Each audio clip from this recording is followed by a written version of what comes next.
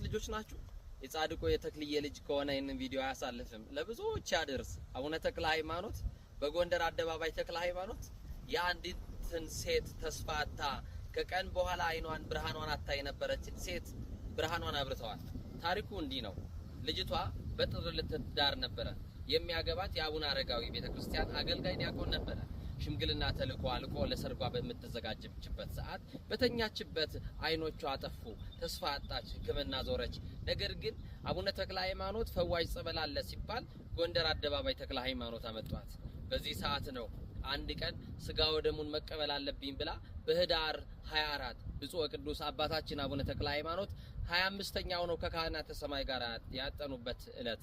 በዛን ዕለት ስጋውንና ደሙን ስትቀበል አይኗ አበራላት። የተክለ ሃይማኖት አምላክ የጨለመባችሁን ሁሉ ያብራላችሁ። ሼር በማድረግ ይሄንን ታምር ለዓለም ሁሉ አድርሱልኝ።